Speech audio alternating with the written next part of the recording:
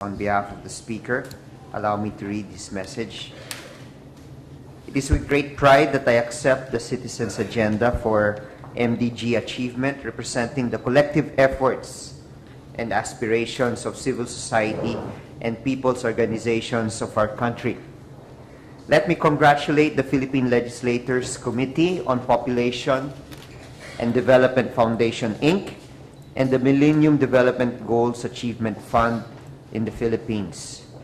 Both of you organized the series of roundtable discussions resulting in the formulation of this Citizens' Agenda for MDG Achievement. This agenda is something that we can all be proud of. It covers important sectors of society which must not be left behind in the pursuit of MDG targets, namely key populations at higher risk of HIV, out-of-school youth, internally displaced persons in Mindanao, small-scale farmers, small-scale fisherfolk, urban income-poor women, urban informal settlers, and urban informal workers. Repeatedly, the United Nations has emphasized the importance of involving civil society in the achievement of MDGs.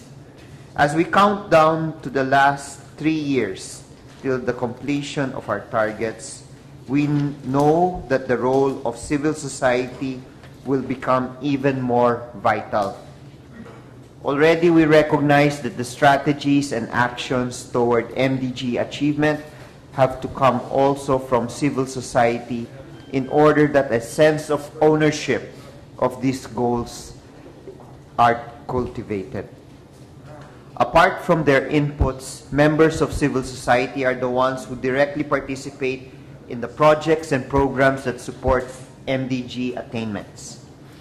Without the support of civil society, the multi-stakeholder approach being adopted to reach the various development goals will be doomed to failure. In fact, we know that the continued participation of civil society will be crucial beyond 2015 in reference to the post-2015 development framework. To the PLCPD, congratulations. Through your most recent efforts, you have endeavored to equip civil society on policy advocacy. You have served as a conduit for people to actively engage the legislature, consolidating their various viewpoints into legislative expressions that favor population and sustainable human development. Taking an active role in shaping public opinion, you have strongly advocated for reforms. Notably, let me cite as an example the Reproductive Health Act, which you have been advocating for many years. The Reproductive Health Act is pivotal to attaining Millennium Development Goal 5, which entails improving maternal health and reducing maternal mortality rates. In the end, the 15th Congress listened to the will of our people and enacted into law the Reproductive Health Act last year. We also passed the Sin Tax Law as a means to fund the government's health programs, paying heed to our people's concern on social welfare.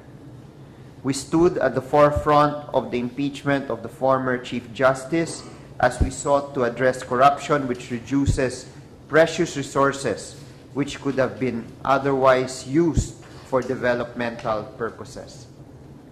Let me inform you that the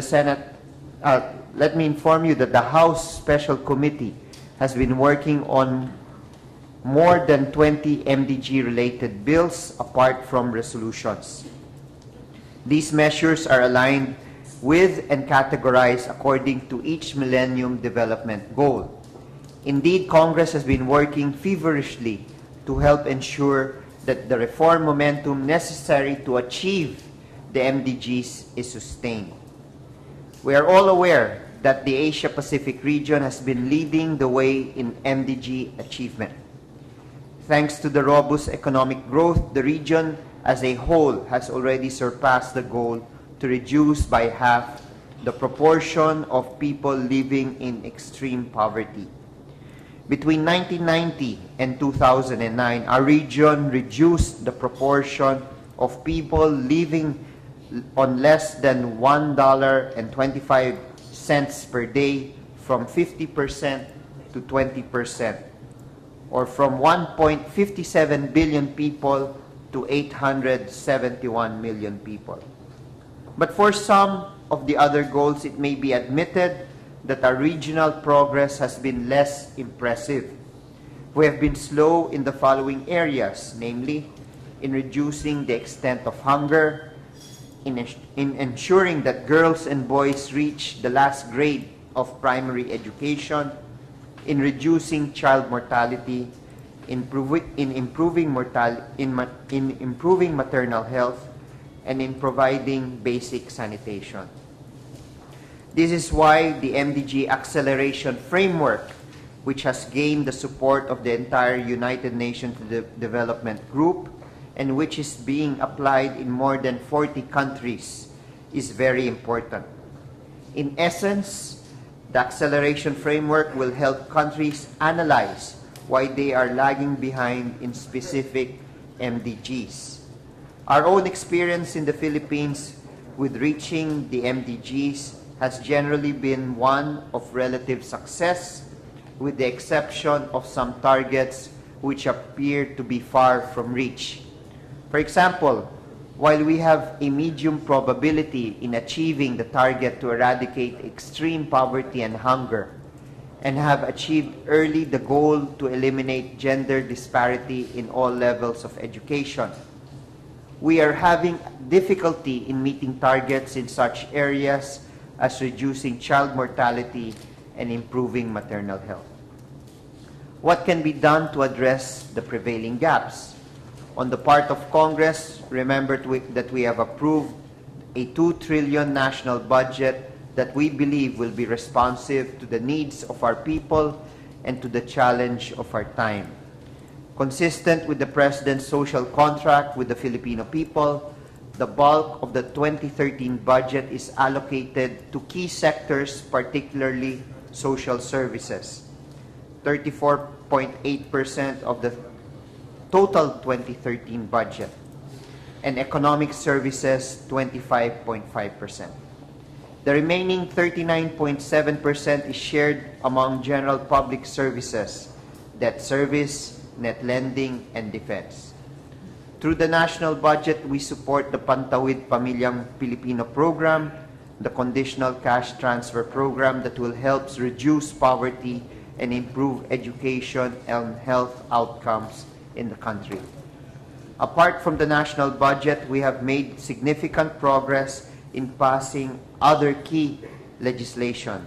Let me note the following examples: crucial bills which have been approved on third reading: the Magna Carta for the Poor, which aims to create and provide more employment and livelihood opportunities for the poor to meet their basic needs; the Bill on Universal Healthcare Coverage, which provides indigent Filipinos equal access to basic health services by requiring the government to subsidize their premium contributions; the K+12 bill, which aims to better prepare our students for college education at par with Asian countries; the bill on the establishment of a local housing board in every city and municipality, which seeks to develop and monitor policies on the provision of housing and resettlement areas; the amendment of the AIDS law, which seeks to enhance existing HIV and AIDS information and educational program to increase the level of people's awareness; the amendment of the Rape Victim Assistance and Protection Act to establish crisis assistance centers for women and children who are victims of sexual and domestic violence, prostitution, labor exploitation, armed conflict, and natural disasters; the Sustainable Forest Management Act, which promotes community-based forest management; and as earlier mentioned, the internally displaced persons that I think we have approved on BICAM 2 days ago, or yesterday. I am aware that in the Citizens Agenda, there are many policy recommendations aimed toward the welfare of marginalized sectors of society. The passage of key legislative measures, while important, will not be the final key towards MDG achievement. The greater involvement of civil society will remain our strategic element to victory. Civil society organizations across the globe have already taken the lead in the post-2015 conversations and are planning national-level consultations. They will need our assistance to make the consultations broad-based to involve the voices of the poor. Continuing consultations with civil society will serve as an opportunity to build partnerships and to ensure that we all work together in all these processes. The post-2015 development framework is most likely to have the best development impact if it emerges from an open, transparent, and inclusive process with multi-stakeholder participation. The process of roundtable discussions you held with civil society representatives is one way to ensure that the pursuit of MDG targets will be informed by the wide range of lessons and experiences learned by various stakeholders. In closing, let me reaffirm the commitment, the deep commitment of the 15th Congress to support the achievement of the MDGs. Today, in front of all of you, it is with great pride and honor that I accept on behalf of the 15th Congress the Citizens Agenda for the MDG achievement given the 6th day of February 2013. Again, let me extend my appreciation to the Philippine Legislators Committee on Population and Development Foundation, Inc., and the Millennium Development Goals Achievement Fund in the Philippines. You have sought to provide a stronger voice to our people, a voice that will be heard perhaps not only in the halls of Congress, but also in international forums which deal with the Millennium Development Goals. There is only one path through which our development goals will be achieved. It is the path of cooperation. In the last 3 years, counting down to our target deadline, let us redouble our efforts together, knowing fully well that our cooperation must extend well beyond 2015. Let us work together to ensure that no sector is left behind and that the gains of development will be made available for all. Thank you very much to all of you. Mabuhay po tayong lahat.